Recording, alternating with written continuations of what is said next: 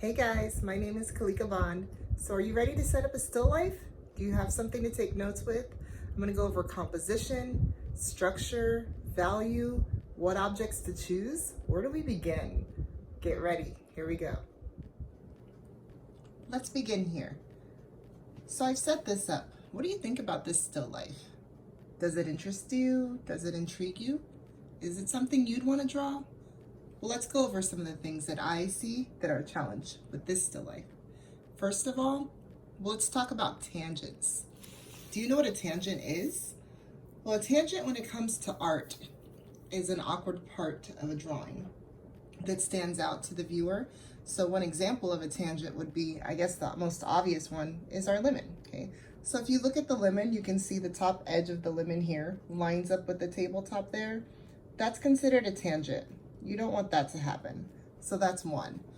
Another one is if you look at this cup right here, notice how the tomato is completely blocking the bottom of that cup. It's a little awkward. It's very hard to see that this cup is grounded on the surface. So you can consider that to be another tangent. If I were to move this fork a little higher, see how it's hitting right there, the top edge of the shell? That's another tangent. Not to mention that it's just not that interesting. I feel like we have too much going on. Things are there, but they don't really have any focal point. So let's start changing some things around, moving some things around, and talk about what makes a strong composition. So I've taken some items out, and you'll notice that most of the items that are left here are pretty brown. I've got a shell, some ginger, a cup, and also the tabletop that we're working on is a wooden kind of brown tabletop. So if I were to do a value drawing of this, let's talk about how we can change some of these items, move some things around, keep 3 items there. I like to work in an odd number versus an even number. If I were to put 2 apples on the table, your eye would easily break up those 2 apples into 2 different parts. But when you have an odd number, it's very hard to break that apart. So typically when you set up a still life, try to opt for odd number of objects. So I'm gonna keep the cup and see how I can rearrange this to make a stronger composition. So the first thing I did here was add a white piece of paper. And what that does is it helps contrast the cup to the table. Now you're seeing more of a whiter area on the bottom and a little bit more of that tannish kind of grayish area at the top versus having this brown table we had before. I'm gonna add in an apple, okay? Now, when I place this apple here, I don't necessarily wanna cover the handle. That's a little awkward. So what I'll do is I'll slide this over to my left, and then if you see the stem here, typically when you have a viewer looking at something, they're gonna follow this stem and go off the page, okay? So it's just like me pointing this way, you're gonna follow my hand off the page. So instead, let's turn the apple inward, okay? Now you're noticing in the camera, you see a little bit, again, a tangent where this stem is lining up with the side of the cup. So I'm gonna push this slightly over to the left, and now we have another tangent with the tip of the stem. So you gotta play around with your objects. Do you want to move this here? Do you wanna separate it? We could separate it a little bit and just kind of move things around. I'm gonna pull this a little bit more towards my right side, okay, just so I have a little bit more space of the white paper. And I like that there's an overlap and that there's not a tangent here. You can still see an overlap. I'm just gonna push this cup slightly to the left, okay, and there we go. So I'm gonna add one more object to this. I have the shell here, okay, so let's think about where we could place this shell. So I wanna do 3. I have 2 objects that are already overlapping, okay, so I could put this one here. What's nice is this can create a little bit of what we call a foreshorten. So if something is moving this way, where it's going away from you, towards you, at either a diagonal or it could be going straight back, straight forward, that's called foreshortening, okay? So this would be foreshortened, okay? This would be not foreshortened, okay? So I typically like to make things a little bit more foreshortened to create more interest. Now, if I turn this way, that actually creates a little bit more interest. I get the foreshortening of the shell. I also can see into the shell as well. Now for a value drawing, this is not ideal in terms of lighting. Things are really flooded. I'm using a ring light right now. You can use any light that you want, but I'm going to change the lighting and show you the difference if this were a value drawing. Now this is a much stronger light to work from when it comes to doing value in a still life. You get a lot of contrasting values here. You can see in the inside of the cup, the darkness here versus the lightness here. You can also see the light mass coming from the left side of the cup, shadow mass moving onto the right side of the cup. We're also picking up on this area over here, which is called reflected light, where it gets a little bit lighter. I've chosen a red apple because I have a mug that is more yellow, and we talked about contrasting some of the colors. And again, even if this is going to be a graphite drawing, one of the reasons why you want to change the color is because if all of the items we had up here, let's say I decided to add in these tomatoes, you can see how the red of these tomatoes is very similar to the red of the apple.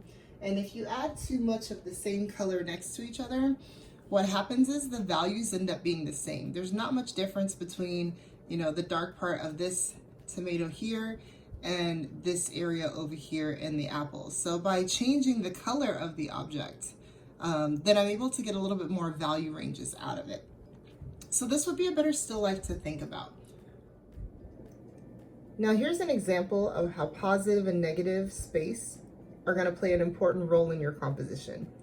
So right now my camera is really close to the still life. Now I want you to think about the shot that you're seeing right now is your actual paper, which means there's not much space around the objects.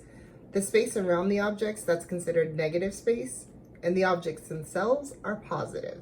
But positive and negative are equally important. So if you zoom too far into your still life, you're not going to have enough negative space around the item. So it's important to kind of zoom out. If I were to do this drawing, I would probably have my paper be about here.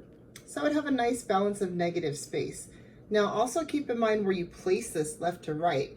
If I pull my camera too far over here, my composition moves too far to the right. You'll notice how my cast shadows, which are right here, are falling off of the composition. And on the left side, I have so much negative space here. Now that does not make a really strong composition.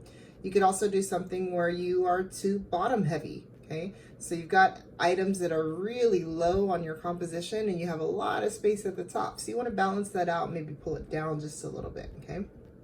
You'll notice when I initially showed you this still life, I was low in terms of eye level. So I would not recommend drawing a still life like this, okay? The problem with doing that is you don't have enough overlap in your objects. Things become very spaced apart and there's not much connection between some of the objects. So when you bring your viewpoint a little lower, something here, you get a little bit of overlap. And what that overlap does is when you look at the composition, anything that is in front, for example, the apple is in front of the cup, anything that's in front will be lower on your picture plane. Picture plane is this whole box that you're seeing in terms of like if I put my finger right here, this whole area of me tracing around the camera, that's called your picture plane. An example of a picture plane is me using my hands like this and here and moving that back. That's going to be my picture plane. That's me trying to see the composition. You can do that also when you're looking at a still life. So you want to keep in mind that in terms of your picture plane, you got to balance out that positive and negative space. Another tip while preparing a still life is try not to have all objects be the same shape. Now remember in the beginning I had showed you some tomatoes. I had also had a lemon in there, but I didn't choose to use those because they're so similar to the apple. So I eliminated that and opted for the apple, the shell, and the cup. But you could also add things like, I don't know, pins and a cup holder. You could add forks to give a different kind of texture. So you're dealing with metal. You could swap out your cup for a glass. And if you want to make it even more interesting, add water to your glass.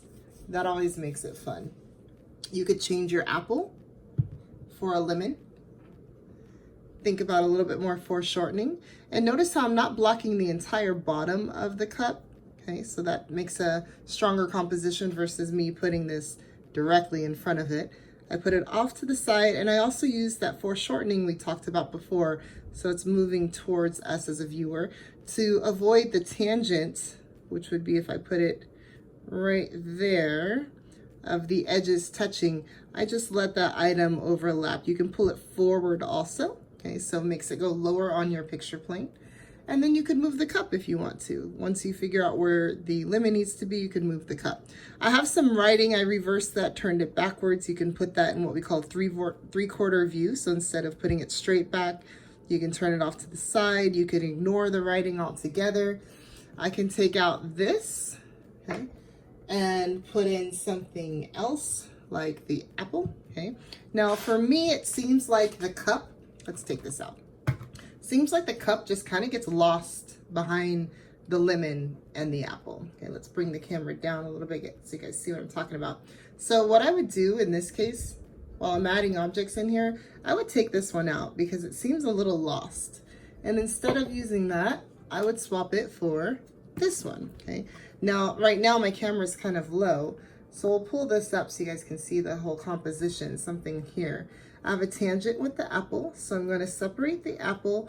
I'll let the lemon overlap. So we'll just kind of pull that out and have a little bit foreshortening. So this would be also a composition you could use.